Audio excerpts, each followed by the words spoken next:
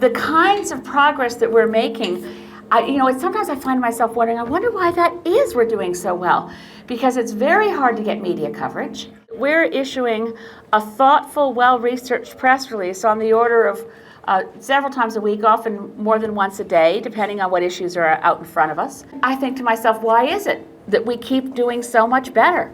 And Frank Graves at Ecos thought maybe everybody's default vote for essentially none of the above. He thought he'd get rid of our bloated polling numbers by giving the people in the public opinion polls a choice of saying green and then or none of the above. So there was a small realignment that occurred with that, but it was tiny, and our vote continued to grow. I just last night had a small community meeting that we sponsored in Fort McMurray. The riding in Canada, Wood Buffalo riding, with the lowest voter turnout of any riding in the country.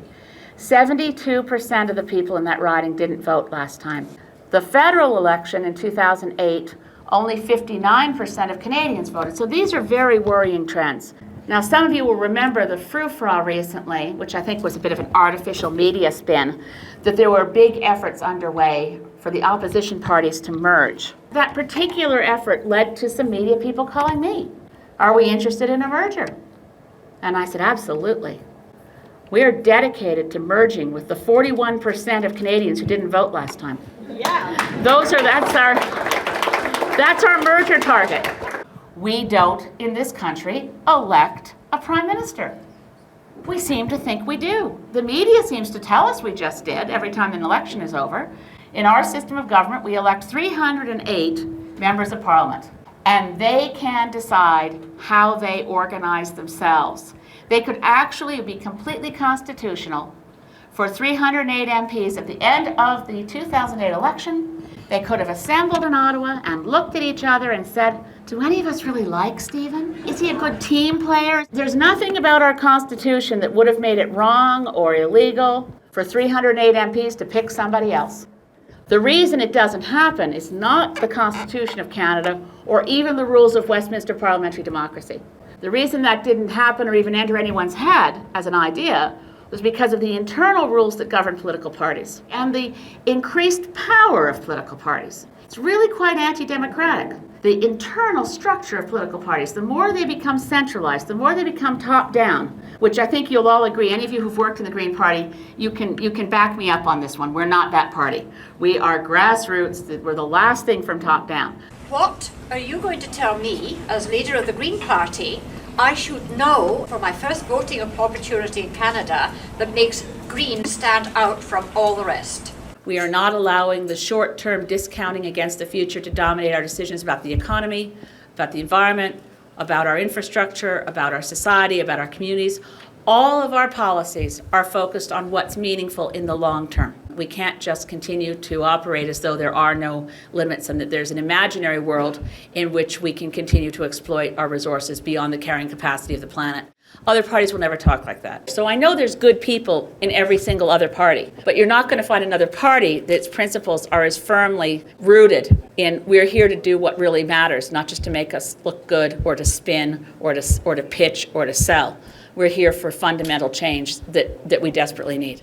How can having one or two or three green people in there change it so that our democratic system can work?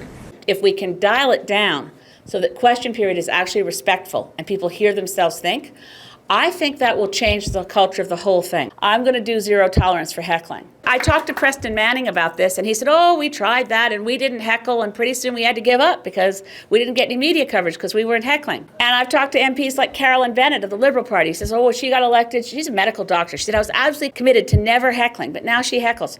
The mistake they've made, and I don't blame them for it, I've thought a lot about this. I have to make sure nobody heckles me. It's another phenomenon I've noticed, particularly for women. If somebody's heckling, the tendency, human nature, is to raise the volume in your voice so you can be heard over the yelling, which is particularly unfortunate for women because it makes you sound shrill, kind of hysterical, kind of like Sheila Copps on a bad day. So if someone interrupts me, I'm going to sit down. When the person asking the question feels that they must sit down, the speaker will stand up and call for order. Might not get any coverage for a while, and I'm not going to get a question a day until we have a caucus of 12 MPs and have official party status, which will happen someday. But I think the media will start covering it. Right now, if someone's disgusted with question period, they're disgusted with everybody.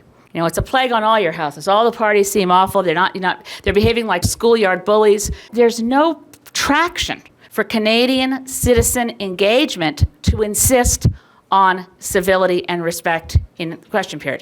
When you came to debate oil sands, tar sands development in Calgary, you set up sort of an expectation on what would be acceptable, a certain return on energy efficiency. I know that our policy is very simple to understand, no nuclear. Some nuclear technologies that I think are quite promising, traveling wave reactor, liquid fluoride thorium reactor. Is there more nuance demanded there because concerns about nuclear energy can be addressed with future technologies? I guess the answer is of course. If Greens globally found some reason to reassess nuclear, but first thing you want to do is make sure that all of your decisions are economically rational. That may surprise you as being the first thing that Greens want to do, but you only have a limited amount of money. You want to reduce greenhouse gases, so you want to apply the dollars in ways that reduce greenhouse gases the most while creating the most employment possible for that investment, for quick returns.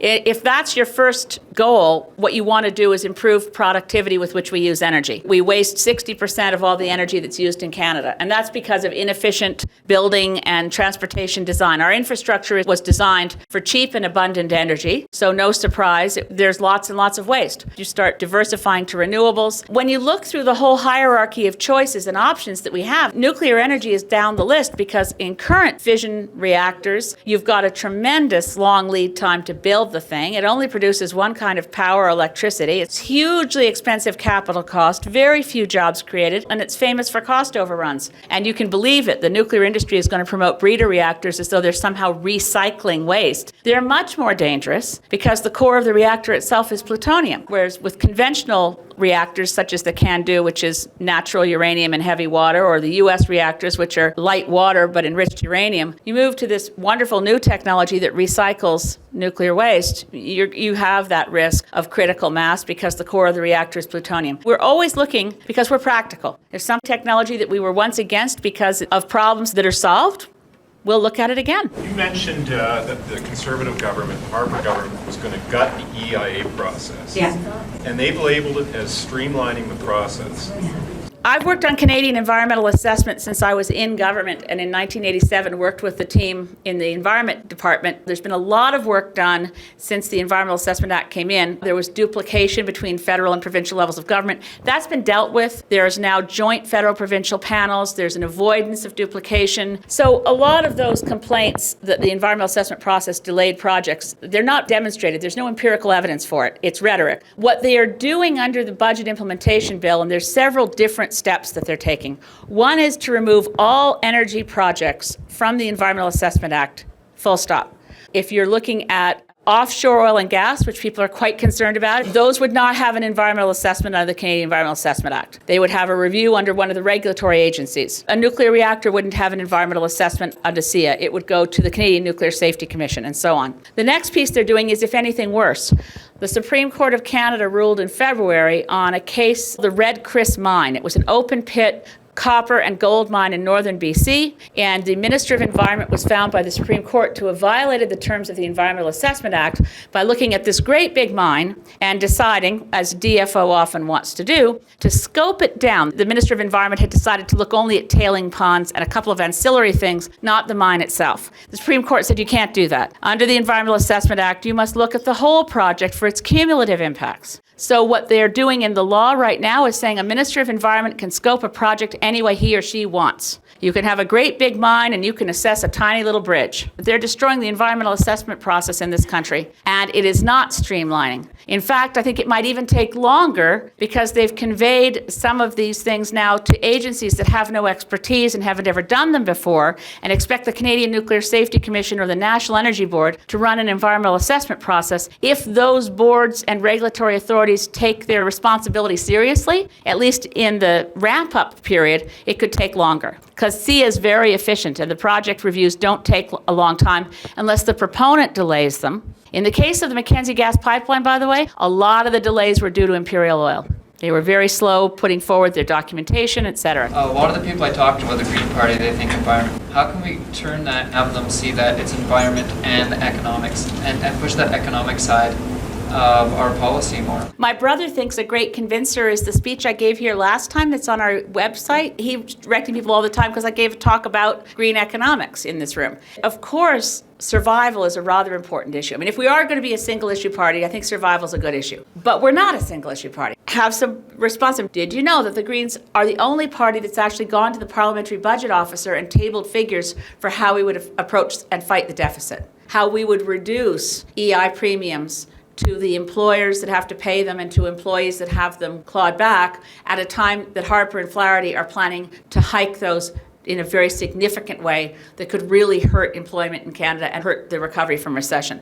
So our economic policies are more fiscally prudent and practical than those of this government, which has dragged us into a $56 billion deficit. It's not easy. It's a kind of a one-on-one conversation because I can proclaim till I'm green in the face that we're not a one-issue party, but people don't necessarily believe us till we start engaging them in that conversation. We'll just have to keep explaining it.